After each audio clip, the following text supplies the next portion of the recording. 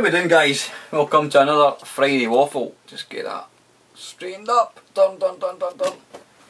Is that better? Anyway, it's going to do. Hope you're all well, guys. At least it's Friday and the sun appears to be shining, which is quite a good thing. Apparently we're going to be getting a bit of an Indian summer up here in Scotland, so they say. So let's keep our fingers crossed.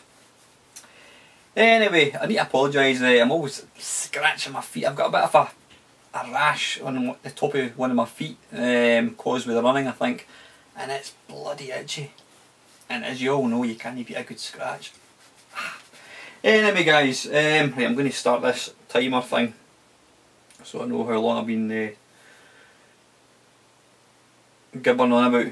First things first, I happened to look at my playlist for the Friday Waffles. I've got a wee playlist that contains them all, and I was alarmed to see that something like 3/4 of them that I'd done, I had the same t-shirt on, the same red t-shirt. So I made a point of not putting the red t-shirt on today. I do actually have more than one of the same t-shirt that I use for running, so I'm not a smelly bastard. Well, not at least as much as you probably think I am. Anyway, now I've got to say, guys, this waffle is completely unprepared for. When I was coming up the road just about 20 minutes ago, I had absolutely nothing to talk about, but I've managed to cobble together a little list of waffle topics, so let's batter on. What have I been up to this week, gaming wise? I've been playing, as anybody that's, oh, you might have noticed, I've been playing Resident Evil 4. Now I was lucky enough to get to be the subject, if that's the right word for it, of GLS 76 Gaming. Is that right? I do apologise, John, if I've got that wrong. He interviewed me for his Desert Island games, and one of the games that's a favourite of mine is Resident Evil 4 on the GameCube and Wii. So I've been caning that, and what I decided to do was, I thought, why don't I film myself playing it? So I've got it on infinite energy, infinite weapons, and I'm just playing through it. I have to say the quality is absolutely shit. Because it's a long play video, the quality is rubbish, but I'm probably going to try and use this camera just now but put it on a lesser quality, because the quality is awful. It's like it's like a porno film from the 80s. It's like a bad VHS copy, really really poor. But I hope if you are watching it, I hope you get the gist of what I'm trying to achieve with it. So anyway, yeah, gaming wise, that's what I've been playing, Resident Evil 4. Nothing else. I've not had, I have to admit, I've not had the MAME cab on for about a week, maybe 2 weeks. Don't know, I've just kind of, you know what it's like, you get into a game or into something and then you move away from it. I really need to make a point of, that's my dogs fighting outside again. I really need to make a point of firing it up a bit more and getting used to it. So anyway, yeah, that's the gaming related stuff. Nothing else. I was upset, not upset's the wrong word, upset's something you do when your granny dies. I was disappointed, shall we say, to hear that there was supposed to be a retro exhibition gaming type thing on in Edinburgh. I think it was meant to be, was it the 3rd of October or some damn thing, I think it was next Saturday. And it's been cancelled apparently. Some independent developers have let them down, so it's now been cancelled. So yeah, that's no longer, well, apparently there are some other gaming group that are trying to organise something, so we'll see what comes out. Maybe we might still get something to go to, but keep our fingers crossed. So anyway, what have I got here? First things first. Now this isn't really, most of the things I've actually got down here aren't, you can relate to gaming, but it can relate to a lot of things actually. Now it's, I watched a programme, the BBC put out a series, what was it called? The Technology Revolution or something it was called, and it was like 4 or 5 programmes, each dedicated to different things. Now one of them, it was all about mobile phones, upgrading mobile phones, and what was quite interesting was, you know, they reckoned that, I don't know, the average person in, you know, in the last 10-15 years has probably upgraded their phone about 10 times. And they showed you like a landfill pile of phones, and it was bloody frightening, absolutely terrifying. You know, looking at phones that were sitting in this landfill, that were probably £200-300 worth maybe 2-3 years ago, and now they're scrap. Nobody wants them. Now they interviewed a psychologist, and what they effectively says is that, you know, what makes us want to go out and buy like tech, you know, high tech stuff? Why do we constantly want to upgrade? And it's to do with we think that we are going to feel good when we buy a piece of technology. Now that could be for different reasons. It could be that, you know, keeping up with the Joneses. It could be for boasting rights. Oh, look at my new fancy phone. And you know, you buy any piece of tech, whether it's a phone, I was going to say a hi-fi, I'm showing my age, anything electronic, a new computer, a new iPad, a new tablet, whatever, a new sat-nav, anything, MP3 player. You buy something because you think it's going to make you feel good, and it probably does, don't get me wrong. I mean, we've all done it. I'm absolutely 100% guilty of it. You know, I love my tech, absolutely love it. I buy something and yeah, you get that initial high about what it can do. And I mean, right now what have I got? I've got one of these things. It's a Nexus 4, absolutely fantastic phone. Cost me 200 quid, whoops. Cost me 200 quid. And it's a fantastic phone, brilliant. Now, what got me thinking? I was reading an article. It was somebody made a post in a forum that I'm a member of about they're wanting to get this new phone, and it got me looking, you know, thinking, oh, I could maybe upgrade to the next HTC or next Samsung, whatever the hell it is, you know, because it does this, it does that, and it got me thinking, where do you draw the line? You know, why do we constantly feel the need to upgrade? Now I know it's because you've got the money, you can afford it, yeah, and it gives you an extra feature, whatever, that's fine. But for how long do you actually get any satisfaction from something? I mean, I would say, there's the perfect example, absolutely classic perfect example. It's not so much new tech as such, it's old tech, but new for me, my main cab. Now, I went on and on and on and on about getting that MAME cab, and I couldn't wait to get it. I really couldn't wait. I was so excited about getting it. And I've got it, and don't get me wrong, I absolutely love it. I love it to bits. But I've not played it for 2 weeks. And it's like anything that you get the initial high, you get the initial buzz when you buy something brand new. You know, it can do this, it can do that. Then after, I don't know, it's hard to say, I would say after 2 or 3 weeks, it just becomes accepted. You just accept it for what it is, and you no longer get any buzz out of it. And it's the same with my phone. You know, I could upgrade the phone, and then after a very, very short space of time, it just becomes another phone. So yeah, it's like, I did economics at school, and it's old law of diminishing returns. The more times you get something, the less kind of high or pleasure you get from it. So, you know, you want a bar of chocolate, you buy a bar of chocolate, it's fantastic. You love it to bits. You buy another bar of chocolate and you eat that as well, and it's still really, really nice. You buy a third bar of chocolate, you eat that, and it's like, yeah, that's okay. By the time you get to the fourth bar of chocolate, you don't want any more chocolate. You're getting back less and less and less and less each time you get something. And but yeah, as you know, the old upgrading stuff, I mean, you know, it is the amount of money that you spend worth the little high or little thrill that you get? I don't know. Don't get me wrong, guys. I mean, if I was a lottery winner, and I had tens of millions of pounds in the bank, then I wouldn't think twice about, you know, going out and buying the latest phone or buying the latest MacBook Air, whatever the hell it is, latest camera. You wouldn't think about it. It all comes down to money at the end of the day. But yeah, I'm guessing that would be the perfect example. If you had £10 million in the bank, and I mean, I've always maintained if I won the lottery and won, say, £20 million, See, I'm not happy with 10 million. I want 20. You get 20 million pounds. First thing I would do is I'd phone my work and tell them I'll be back. Second thing is, I would phone up a Ferrari dealer and tell them I want the latest Ferrari. I'd probably phone up Lamborghini, tell them I want the latest Lamborghini. I'd probably book a holiday for me and the wife and my daughter. We would go to, I don't know, we would go Bahamas or something. You would have, within a few weeks, you'll have probably done your holiday, you'll have bought 2 or 3 sports cars, you'll have the best phone, you'll have the best camera, you'll have the best clothes, you'll have the best everything. And I'll absolutely guarantee, within a short space of time, you'll be like, what can I buy now?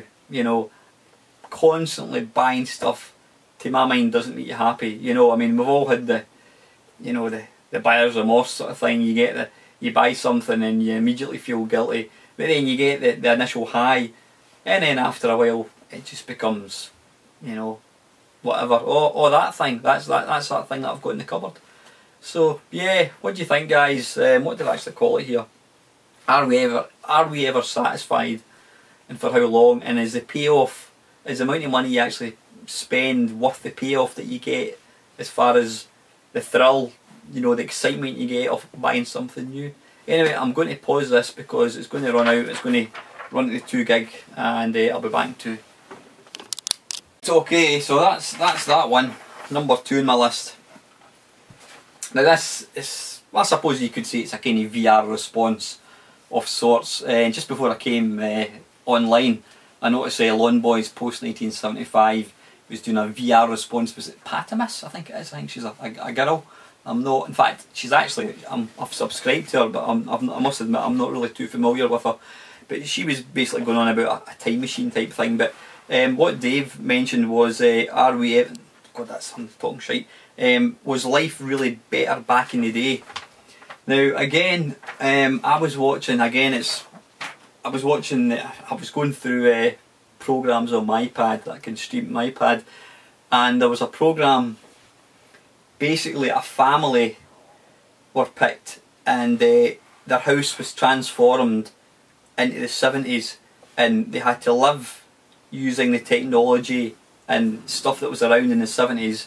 For every day that ticked by, it was another year. So I think it started off in 1970, and then I think it went up to 1980. You know, so the second day would be 1971, and as each year progressed, technology that became available they were given. So obviously back in the 70s there was no microwaves, there was no Sky TV, there was no computers, nothing like that. But so they did the 70s, then 80s, and then 90s, and then that brought them up to date. But what was interesting, my first impression when I was watching it when they were back in the 70s, it was like, bloody hell, how dull and boring was their life. You know, really, I mean, I was a 70s kid. I was born in 1967. So I was a kind of a kid growing up in the 70s, and you think, God, it must have been bloody terrible. But you know what? I had a fantastic childhood. You know, you had your toys, and I know it's old cliche, but we literally were never in. You know, at the weekend, when you came home from school, you were right out to play, get changed, out the door, out to play. You'd get shouted in for your dinner at night, or shouted in for your bath, because you had school the following day, and 9 times out of 10 you were filthy because you were playing in the mud and God knows what, playing football, climbing trees. So yeah, you know, we entertained ourselves, but looking at it through adults' eyes, it seems like a really dull time to be alive. But what became evident to me was just how closer the family were. I mean, back then, you know, again, it's old cliche, there was only 3 channels. TV did not start until, well, there was, during the day, you had programs for schools and colleges, it was called. Then you had, what did you have? You had like Watch with Mother, which was a thing. I'm really showing my age here. That was something that came out in the early 70s. Watch with Mother, they would show, it was kids programs. It was things like, it wasn't Peppa Pig, but it was programs for kids that age group, and you only had it for about an hour in the morning. And then it was all schools and colleges. Then you had you know, obviously you had your soaps and you had all your normal TV sort of during the week. But then come 11 o'clock at night, the TV went off. They stopped broadcasting 11, 12 o'clock at night. And it quite literally was, the guy would tell you, thanks for watching. He would tell you to make sure you switch off your TV, and he would bid you a very good night and to sleep soundly.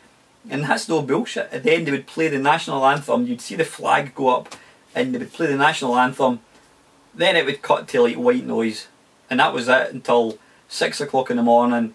Then you would get some bespeckled Genesis loving polo-necked cords, thick corduroy trousers and loafer, what do you call them? I can't remember what the name of them. A nice casual pair of trousers.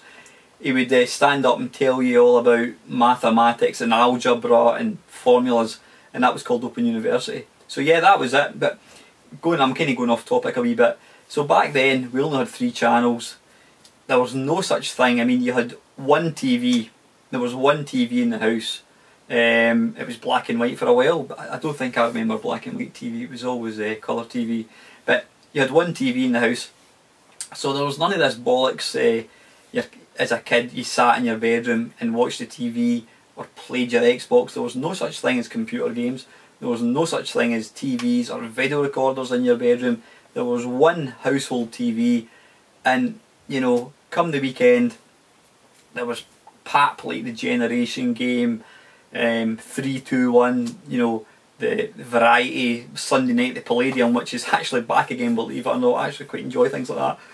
There was all these kind of like, you know, kind of like, what do you call them? Yeah, just sort of quiz shows, variety acts, that's the word I was looking for. There was all these sort of things. Then you'd maybe get a film, and that was a big thing. I mean, back then there was no such thing as videotape, so you couldn't go to a video shop and hire a film. You either went to the pictures, or else you relied on BBC One or ITV or STV as it was in Scotland to show a film, and that was a big thing. You would look at the newspaper, you'd say, right, Jaws is on tonight, we'll watch Jaws, and the whole family, because there was fucking nothing else to do, we would sit around, we would all congregate around the TV. I mean, I can remember my mum and dad had this chair, not too unlike this thing. It was a really, really comfortable chair, and me and my 2 sisters, we used to literally fight over it, who got to sit in this chair. And it actually got to a point, the 3 of us would all cram into the chair together. I was the youngest, had 2 older sisters. So there was me, my 2 sisters, my mum and dad, and the bloody cat, and we would all sit around the TV and we would watch it. You would interact together. Whereas now, I mean, I've got a daughter, and you know, she has got a TV in her bedroom, but she's not actually, we don't have any cable going to her or anything like that, so she can't use it as a TV. She did have a Wii U, which I've now got, but anyway. But you know, she's got her iPad, so she can sit upstairs in her room and watch YouTube videos, and she can stream films and that kind of stuff. So really, kids nowadays, they're all self-sufficient. Their bedrooms have just got bloody everything in it. And so there's a lot of the interactivity that you had back in the day that you've lost. Even food. I mean, back then, as I tell my daughter all the time, when I was a kid, my mum would make her dinner, and it was things like mince and potatoes, mince and tatties up in Scotland, and you basically got this food put down in front of you, and you were told to eat it, and that was the end of it. If you didn't eat it, you sat there until it was eaten, and there was none of this, oh, I don't like that, I want something else. You ate what you were given, and that was the end of it. So yeah, maybe that wasn't the whole way fantastic, but again, you had meal times. You all sat around as a family around the kitchen table, and you ate your meals and you talked to one another. Whereas we've lost that now. We've absolutely lost it. I mean, many a time when I'm downstairs, my wife's watching TV on the iPad, my daughter's on the computer playing Minecraft or watching a YouTube video, and I'm sitting on the iPad with the headphones on watching a YouTube video. So there's 3 of us in the same space, and we're all doing totally different things, and there's no talking between us. And I personally think that's not a very good place to be. I've actually got a mate, believe it or not, he doesn't own a TV. He's not interested in having a TV.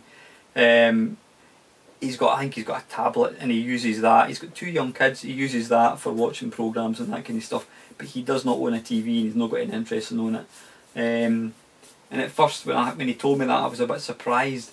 But I can kind of see why he's chosen not to have one.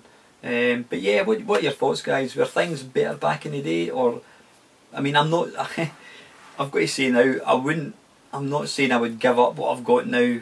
You know, I could talk for 10 times the length of time I've just spoken about how much better things are now with the internet and the social media and everything. You know, we've got central heating, we've got hot running water, believe it or not. But as far as being a family unit, do you miss the simpler times? I think that's the word I was looking for. Things were far simpler. We didn't have as much as we've got now. Now it's bloody ridiculous the things that we've got. You know, it really is. It's crazy. So what are your thoughts, guys? Was life better back then? The simpler times? What do you think? Let me know. Right, I'm going to pause this once again and I'll be back in 2. Right, okay, that's that one. I've hammered that to death. Right, now, just following on from what I've just been talking about, there's been a few things in sort of the news, not so much the news, the social media, things that I've seen on the internet, and it's about mobile phones. Now, yeah, I was going to say you either love them or loathe them, that's not entirely true. It would be fascinating to know. I would put my hand up and say I would guarantee if you went up to the local shopping centre, rounded up the first 20 people to walk past you, I would absolutely put my life in it that these 20 people would own a mobile phone. You know, mobile phones they're not a luxury, it's just something that people have. Now, mobile phones, you know, they're utterly fantastic. I mean, I read an article recently and it was basically saying how the mobile phone, or the smartphone as I like to call them now, they could basically, they've kind of get superseded. I mean, in fact, they were saying that the smartphones that are going to be coming out in probably the next couple of years are going to do away with things like this, a camera, because although, you know, smartphones do have cameras built in, the quality still isn't as good as like a digital SLR, whatever the hell it's called. But they reckon that the technology in smartphones, it's not long before they will completely blow something like a dedicated camera out of the water. So yeah, you've got a smartphone. What is it? You can phone, you can use it as a calculator, you can use it as a GPS, you can watch videos, you can take photographs, you can play games, you can use it as a bloody, what do you call it? Making shelves level. You can download apps for everything. Yeah, there's virtually nothing that a smartphone doesn't do now. Now that in its own is fantastic, absolutely fantastic, but maybe it's because I'm getting older, but I sometimes, again, going back to sort of touching on what we're talking about, or what I was talking about a couple of minutes ago, yearning for simpler times. I mean, I was in a train recently, and I was sat there and I went to pull, I was sitting there just myself, and I pulled my phone out of my pocket and I kind of looked at it and I think I checked Facebook or something, whatever it was, and then I happened to glance up and it was a busy carriage, or train carriage full of people, and I kid you not, there was no talking going on with anybody. There was 2 people facing me, there was 2 people over there, there was 2 people there, people in front of me, and every single person was like sitting tapping away on their phone, and I thought, fucking hell, what's his name? Somebody predicted that mobile phones were effectively killing society, and I think there is a bit of truth in that. I mean, and then as I was as the train was going past stations, you just see all these people standing next to one another at a station, and they're all glued to their phone, they're all sitting down instead of like now, you know, back in the day, people standing outside smoking. Now it's everybody standing there with their phone. Doesn't matter who they are, they've all got their phones. There's no conversation taking place. I mean, how many times have you been in a restaurant and you're sitting, you know, I'm one of these people, I like to kind of people watch. I find people quite interesting. I don't mean that in a leery, creepy sort of way. I'm one of these people, I like to observe people's habits. And you see people sitting in restaurants, man and woman, and they're both sitting down, tapping away on their phone. They're not talking to each other, they're not interacting. And I feel like getting their phone and saying, see that? Fucking, and throwing it against the wall. Stop and talk to the person. Seriously.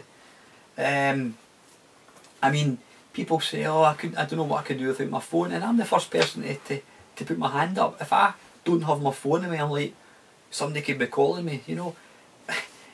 Up until 1997, I didn't have a mobile phone. Very, very few people did have mobile phones. You had a landline. If somebody wanted to get in touch with you, you phoned the landline. It was simple as that. Now it's just, you've got to be constantly in touch with people. You know, what is it with that? Why can't people... I just think it's made the world a lot smaller. Pardon me. But people feel the need, they have to constantly be in touch. You know, the first thing you do in the morning, you get up and you check your Facebook status, or you check Twitter, or you check your emails. Check to see if you've got a text. I mean, one of my pet hates, I go to meetings at work, and you know, all these people are sitting at the meeting, and again you can see them sort of talk, somebody's talking, they're like, and then you see them like that, yeah, and then before you know it, they're fucking tapping away on their phone. I don't know. Like I says, you know, fantastic. Another thing that I think was Kate Bush actually, she is back, she started performing again. She's not played live for 20 odd years.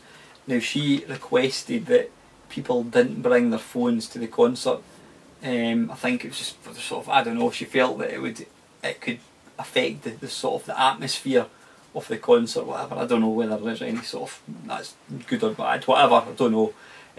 But somebody was talking, who was I talking? No, I wasn't talking to them. It was Roger Daltrey of the Who, and he was basically saying the same thing. More people nowadays, they're no longer experiencing, that's the word, things live. They're doing it through a phone.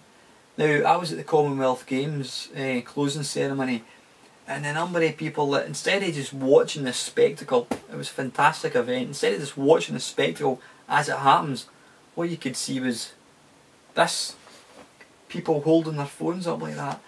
I've been to concerts recently, and again, you know, the specials, I went to see them. Well, I'm actually going to see them next month, can't wait.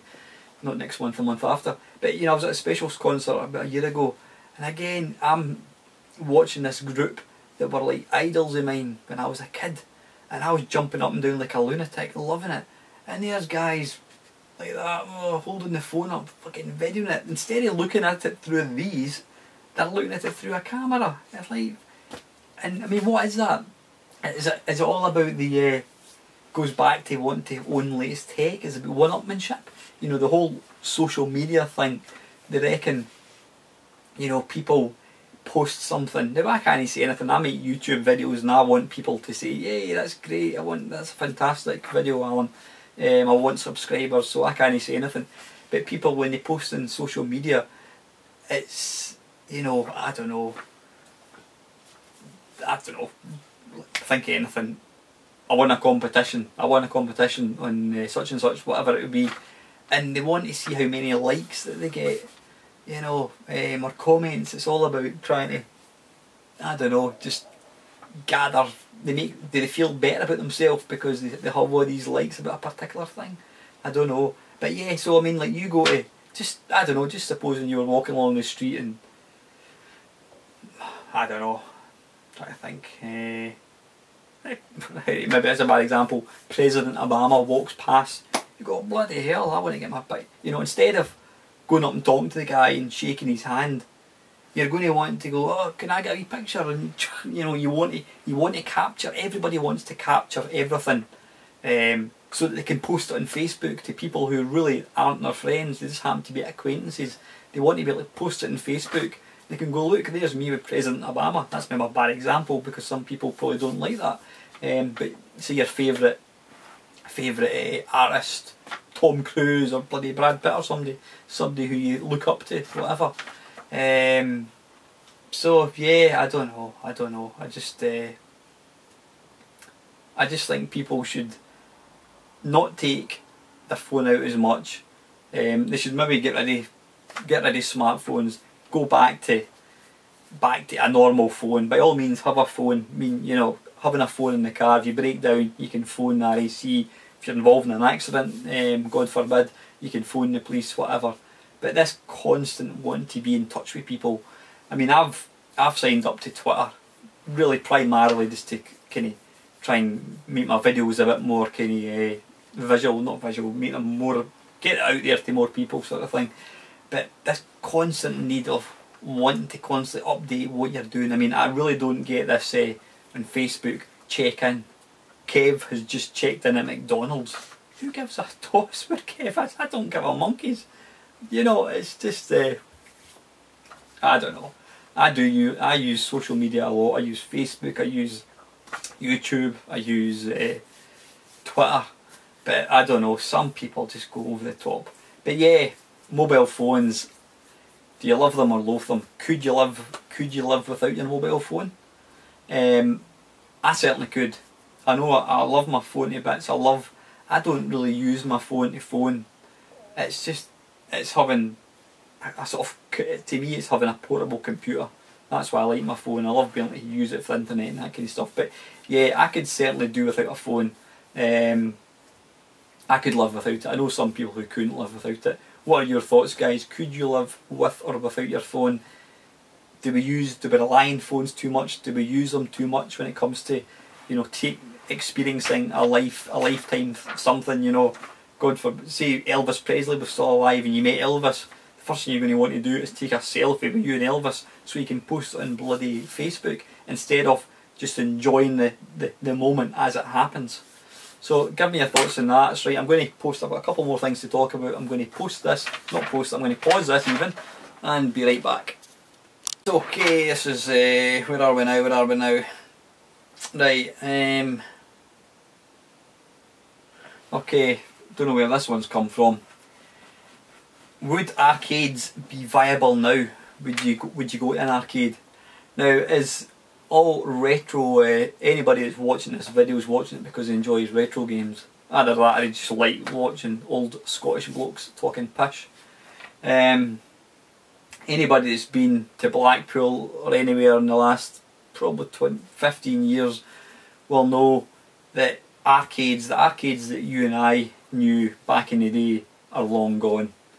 They simply don't exist. I mean, I was down in Blackpool 3 years ago, I think it was. Lucky enough we weren't. I'm not a big fan of Blackpool, I hate to say, guys. It's a nice place, but it's not my cup of tea. We were down there a couple of years ago in a caravan, and we went into Blackpool for the day, and I stupidly thought there might still be arcades there. Oh yeah, hell yeah, there are things called arcades, but there are absolutely none of the machines that we remember. The best you're going to get are, I don't know, the Dance Revolution games. You might get some of the light gun games, I don't know, House of the Dead 5 or something, I don't even know if that exists, whatever. But, you know, all you're going to get is coin grabbers, you get the grabber machines and you've got the bloody things where they shoves the coins off, the coin waterfall things, whatever they're called. But yeah, the arcades that you and I remember back in the day, they just don't exist. Now, I can part understand why that's the case. The technology that we've got now, I mean, back in the day, the technology in arcades was head and shoulders above what we had at the house. I mean, the mid 70s, well, there wasn't any arcades in the mid 70s. In the late 70s, when Space Invaders came out, we were still playing tennis on our Binatone TV game. Then later on the Atari VCS came out, but arcades were still always head and shoulders above what we could get at home. Even in the 90s, you know, we were playing, what we were playing at home, Sonic the Hedgehog, whatever you played, these sort of 16-bit platform type games. But you had, you know, you had your House of the Dead, you had your Virtua Cops and that kind of stuff. So again, the arcades were always ahead. Now, I would probably say that, you know, the technology that you've got in a £100 Xbox 360 is absolutely astonishing. So it's probably not viable from that point of view. The technology, to come up with technology to try and beat a current console is going to take an awful lot of money. And so probably, I mean, you know, I don't know, Oculus Rift, if they put loads of Oculus Rift machines in arcades, then people would maybe use them.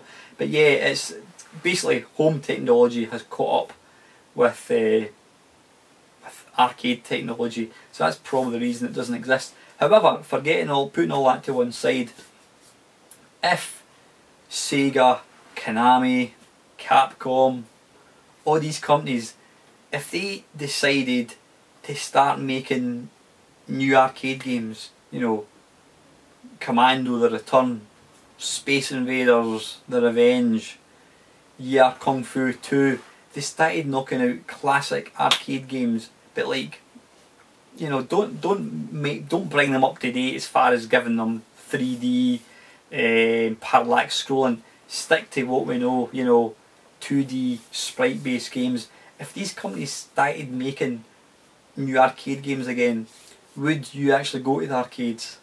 I mean, again, I'm asking a question, I'm kind of answering it. Again, you know, if they brought out like Commando 2 or Commando the Revenge, whatever the hell I called it, you would easily be able to port that to a home system. But again, forgetting that for a side, if these companies started knocking out current games and bringing out, if they started making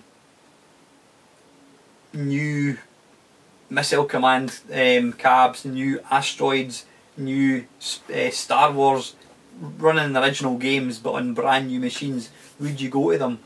I think there's a massive, it's probably not massive, that's probably the wrong word to use, there's certainly going to be a large group of people like myself and you guys that would go along to these things. I mean, that's why replay and that kind of thing exists, because there are people that like it. That guys like myself, I would definitely go along to an arcade to play these games if I could. But I think, you know, again, you go up to the shopping centre, you get 100 people and tell them there's going to be a new arcade opening up where you can play Space Invaders, Pac-Man, would you go? I hate to say this, but you'd probably find that you'd be lucky if, I don't know, 5 out of 100 would actually say yes. So I think you'll find that it's just not financially viable anymore. I mean, something that I've always thought about, but again, I understand the reason why it wouldn't happen. If MAME, as we all know, is an absolute fantastic programme. It's an incredible piece of programming. It allows us to play classic games almost perfect. You know, some people will argue it's not perfect, but to guys like myself, I think it's perfect. What would stop you buying 100 cabs, putting 100 PCs into the cab and just getting it to run one particular game? So you have a MAME cab running Galaxian, you have a MAME cab running Donkey Kong, Centipede, Phoenix, whatever, and then putting all these machines into an arcade. I know you wouldn't be able to do that, because obviously it's breaking copyright. You'd be breaking copyright all over the place. So that's why you couldn't physically do that. But forgetting the copyright side of things for a second, would you go to arcades? I know I would. If I could go along to an arcade and play all these games. I mean, there's something that I've enjoyed with my MAME cab, is I've got the 2 joysticks, and that's standing or sitting or squatting, whatever you want to call it, side by side, shoulder to shoulder with a fellow human being and playing a game. I mean, I was playing at the arcade at our Retro PC club. I was playing track and field with one of the guys, and it was fantastic. We were taking turns it was my turn for the 100 metres that we're both playing obviously. Then it would be my turn for the high jump, then his turn and my turn. And the sense of, it wasn't teamwork, the sense of like competing against each other was fantastic. And that's something that you just don't get with kind of current machines.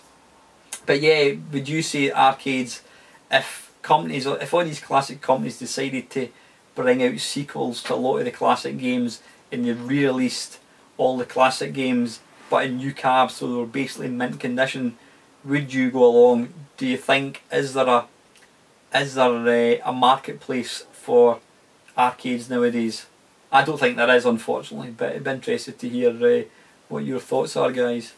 So anyway, listen, I'm going to pause it once more, back into it.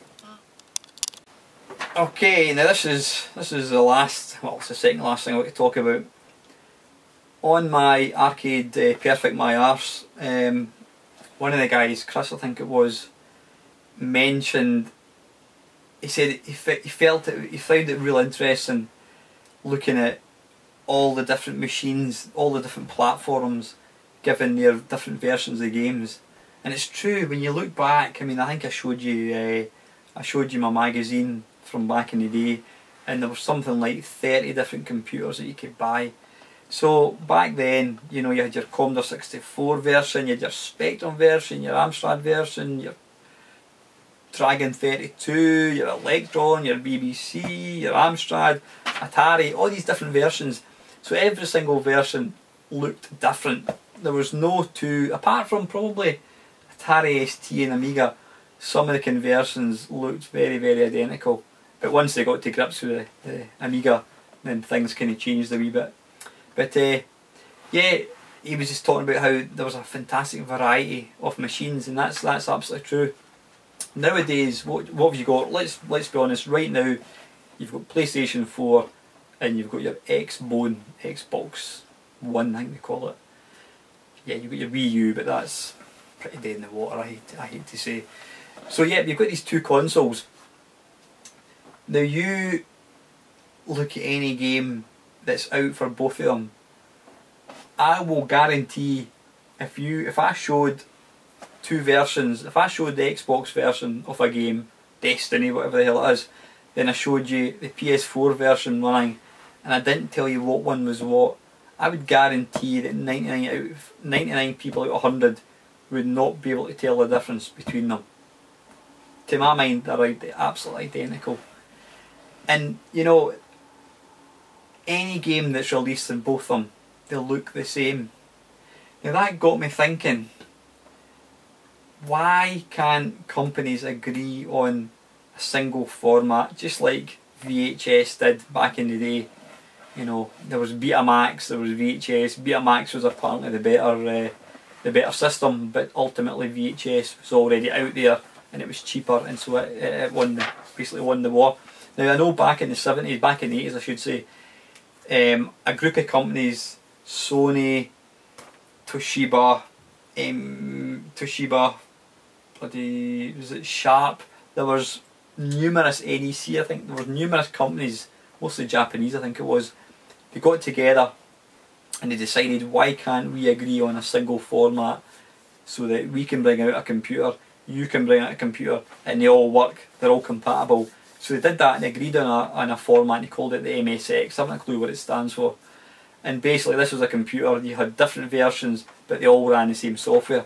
Now why can't we have that nowadays? Because right now, I mean, my mate James, Monkey Spaz 5000, he had an Xbox and he sold it, and he got a PS4 and so on. Anyway, he had a PS4, I think he might still have it, but he has now decided to get rid of the PS4 and get an Xbox because it's got games that his mates are playing, and I completely get where he's coming from with that.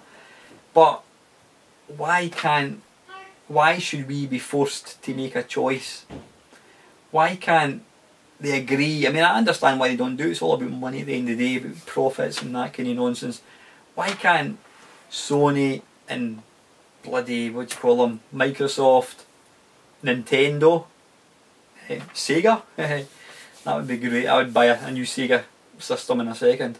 Why can't these companies just agree to have a universal platform, and by all means bring out your own version of it, bring out your concentrating the software, and that way it's going to open up to everybody. It means that you don't have to make a choice between, do I go down the Sony route, do I go down the Xbox route.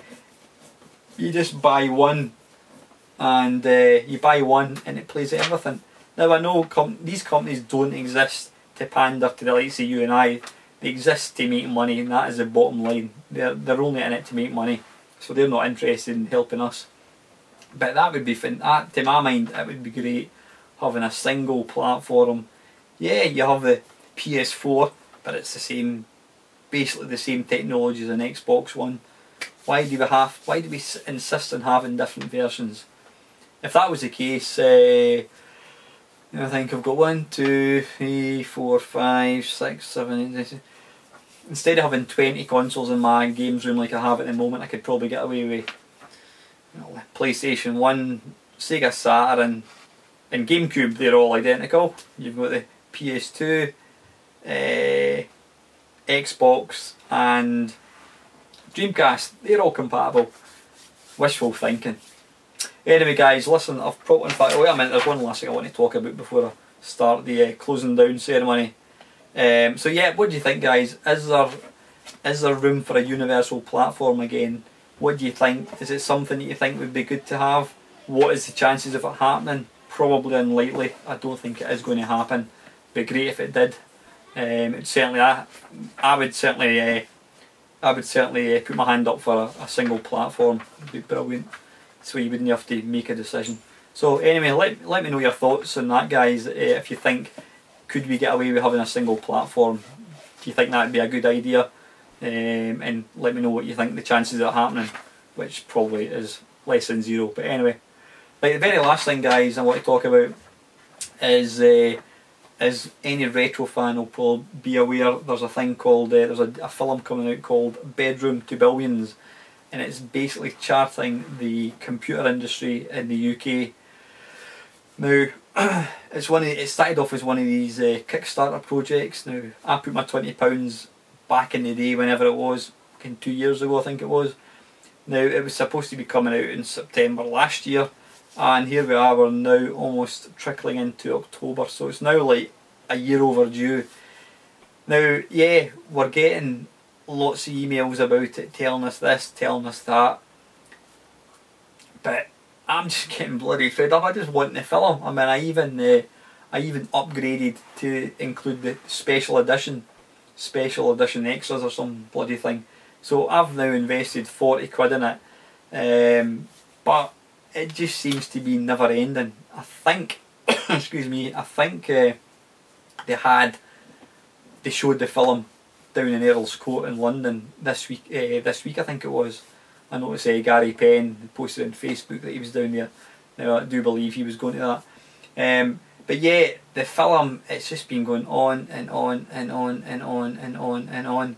Has anybody else here contributed to this Bedroom to Billions? What are your thoughts on it? I'm sure, I mean, I've watched a few of the clips, or teasers as they like to call them. Now I must admit, I've tried to avoid most of them if I can, because at the end of the day, I've now paid 40 quid and I don't want to get the film and go, well, I've seen that, put that on the shelf and never watch it. I want to be able to take it out and watch it and enjoy it. But yeah, I'm really looking forward to getting it, but I just wish they'd hurry the fuck up. It's been going on and on and on forever. Now I do know one of my mates knows, is it Anthony Caulfield, I think it is, the guy that's him and his wife are actually doing it, him and his partner I think it is. Yeah, wife I'm sure. And he says, oh, they're really good guys, it'll be worth waiting for, and I'm sure it will be, but I'm just getting frustrated with the delays, the never ending delays sort of thing. So have any of you guys signed up to it? I'm certainly looking forward to it, but like I said, I just wish they would hurry up and get the bloody thing, because some of us aren't getting any younger, guys, and I want to be able to watch it, if you know what I mean. So anyway, I think I've got my timer, and that's now 49 minutes and 21 seconds.